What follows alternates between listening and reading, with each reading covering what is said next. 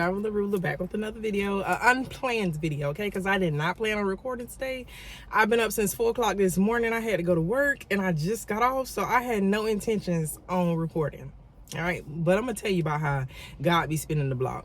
So if you are new to my channel, welcome. I appreciate you for tuning in. If you are not new, you already know, like, I consider y'all my A1 day ones, and the love and the respect, just, it's mutual. Like, I appreciate y'all from the bottom of my heart, okay?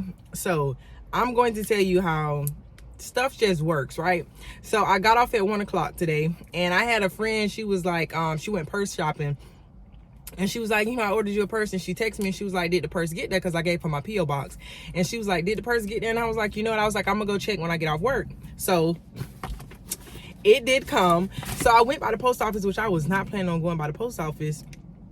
So I went by the post office, and then when I got to the house, like my little driveway, if somebody's coming out, you can't come in. It's not a two-way. It's just a one car. So you have to wait on them. So it was like this older car, this older lady that I seen. I'd never seen the car before. So I like sat for a second, but there was people behind me. So I like, you know, blew the horn a little bit because she was like looking down at something. So I like blew the horn a little bit, you know, to let her know like I need to come in. So she was like, you know, thank you. So I was like, okay.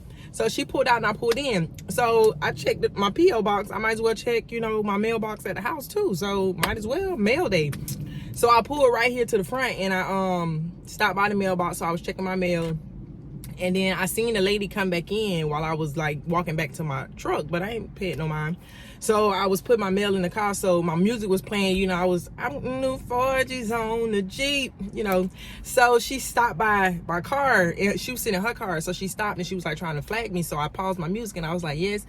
And then she was asking me about like the property manager, if the property manager is here and all that stuff like that, like who owns this property and all of that. She was a nice lady. Like, she didn't give me creep vibes where it's like, I'm not gonna answer any of your questions. Like, she was a nice little lady. So she was asking me, and mind you, we just switched over property management, because the people who was managing this property no longer manages this property. And they sent us like a paper around saying, you know, hey, this is the new people, blah, blah, blah. And I had to pay my rent in cash yesterday, and I'm still sad about it. And they went up on my rent halfway through my lease. So I was asking the people about that. I'm like, hey, I was like, I know this is new management and y'all taking over. I was like, but when y'all sent out those papers saying that we was getting a new property management, you said that the rent terms, everything would remain in effect, but you needed us to sign an updated lease under y'all property management, you know, letterhead and all that. So we was like, cool, you said everything was gonna stay the same. And they raised my rent. So I paid what they raised me, but I asked the property manager, I was like, you know, hey, like, what happened? Because y'all went up on my rent halfway through my lease. I don't know all the legal terms and everything, but you can't do that. That's like trying to sell somebody something, and then after they receive it and they give you half the payment, later on you come back and be like, oh no, we're raising the price up this amount of money. You can't do that, because you have to give them the option to say, yes, I want to stay here, or no, I don't want to stay here. You can't have me halfway through my lease and then just raise my rent just out the blue. Like, anywho, so we just got a new property manager, and that's the only reason I know all this information. So when she was asking, I was like, you know, yeah, we did get some new people. And she was asking me who it is. So I told her who it was. And then I was like, you know what? I was like, I went and spoke to our property manager, you know, the other day. And she was like, I work for some type of organization that helps people with disabilities and stuff find housing. So, you know, of course I want to help her. Like, if that's what you do, yes, I want to help her. So I gave her the property manager name, her phone number. I told her the address of where the office was at. Lord, I hope she good people. I think she good people, but I hope, please be good people.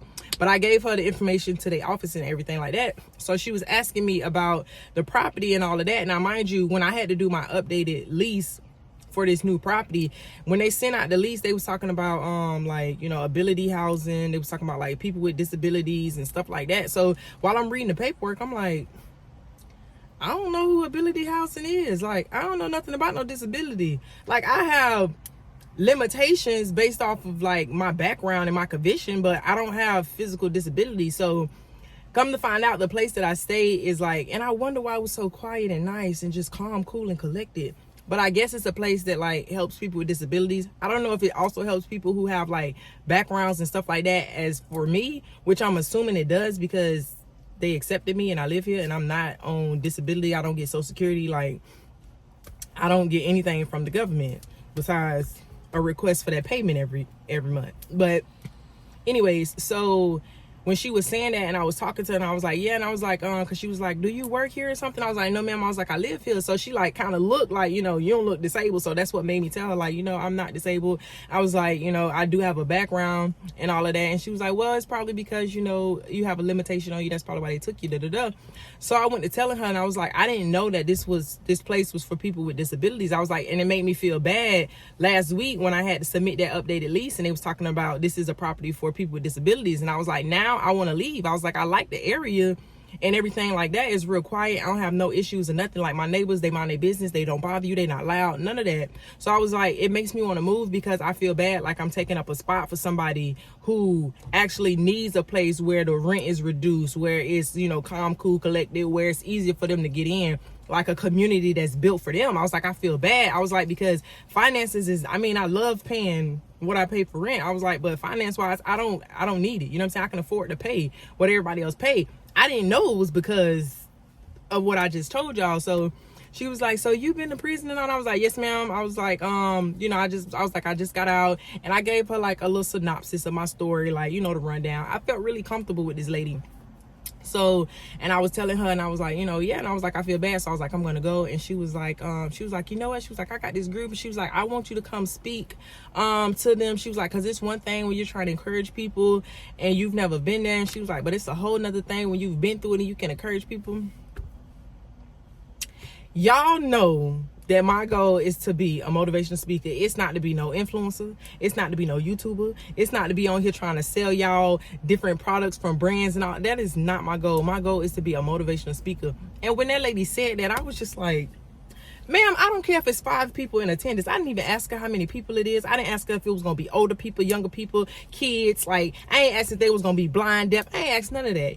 Because it don't matter. Like, she was like, I want you to come speak. And I was like, God be spinning the block. You hear what I'm saying? Like, he really be spinning the block because, first of all, I don't go check my post office unless I feel like there's something in the post office. Never. Like, I go get everything in one big wad.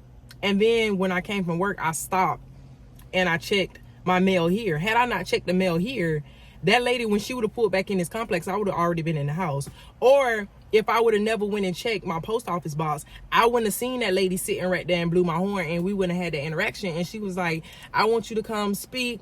And she was like, to the girls, and she was like, to my team and all of that. And she was like, I'm gonna help you, you know, find you somewhere to stay if you have any issues with trying to find you somewhere else to go. Like, God just he be so on purpose with everything that he do. Like, he just be in the mix. Like, if you just let him be in the mix, he gonna be all up and through that thing. Because how? Like, how? And it's like, I'm not selfish. You know, I could be selfish and be like, oh, well, you know, I'm here already. Like, I got a disability too. Like, I got limitations, so let me stay here. Because the rent, you know, is decent, so let me stay here. But because it's like, no, I can't do that. Like, I feel so bad because it's probably somebody out there who actually needs this place. And I feel like I'm holding up a spot. And it's like, I have rental history now. Like, my finances are stable. I make, you know, I make real good money. So I'm like, I feel like I'll be able to get me somewhere else to stay. Now, mind you, my lease isn't up until like later on in the year.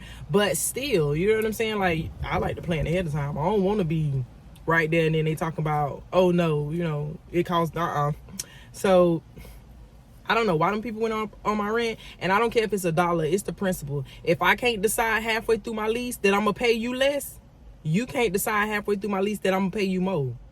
Unless that's how it works. Somebody let me know, because if it is, I'll calm down and humble myself. But I don't feel like that's how it's supposed to go. But it's just so crazy that lady like stopped and she was like, I want you to come speak. She got my phone number. Like, she gave me her card and everything, and she was like, I want you to come meet my team and I want you to speak. Honey, listen, let me tell you something. When you have a dream or you have a goal, that first opportunity is not going to look how you think it's going to look. Like, I want to be a motivational speaker. The first person to call me and ask me to speak is not going to pay me $100,000. Okay, the first time I speak is not going to be in front of 50,000 people. Okay, it don't work like that. But when you have a goal and you have a purpose, baby, a small opportunity is a great opportunity. It's a step in the right direction. So, like, I'm just so turned up. Like, I don't know if I'm gonna be talking to 2 people, but it don't matter. But your girl is on her way, okay? Because I told y'all my goal is to be a motivational speaker, and I already told y'all that. But just look how God just be in the midst. He just be in the midst. And I said all this to say that. And y'all stay encouraged. Like, stay down, do what you're supposed to do. And in everything you do, do it unto the Lord. Because he is always watching. He is always paying attention. He is omnipresent. Okay, so even when you think he's slipping on his pimping, he ain't. He is not. And I do got a few things, you know, in the works for this week. I got an interview on Saturday. So stay tuned for that. And then, of course, y'all already know I'm going to film when I go to talking. Like, my motivational, like, I don't even know what I'm going to say. But when it comes to encouraging people and giving them that little extra oomph, not to give up and to keep going and to go hard, like, I'm all for that. Honey, I am all for it, because guess what? When the going get tough, quitting ain't going to make it better. Like, if you get to the point where you just like, you know, I'm tired of doing this. Like, I don't want to do it no more. Stopping is not going to change your situation. There's only one way to change your situation, and that's to keep going. So you either be irritated with the fact that you can't stop because you got somewhere to be, or you be irritated and stay at the place where you at. But either way, it's going to be discomfort. So at least you can have discomfort moving towards something, because you know there's an end to your pain. But if you sit and wallow where you at and you give up, there is no end. There is no end. So I encourage y'all to stay up. And it's Black History Month, so be black for no reason this month. Be black with class, but be absolutely black as you can be for no reason at all. My brother, my sister, and everybody else too. Until next time, and don't judge me, because I know I look a little not so well put together, but I had to work today, okay? And I got up at, I told y'all, 3 o'clock this morning. So tell me how good y'all look getting up at 3 to go to work. Don't judge me. But it's been real. I missed y'all too. Talk to y'all later.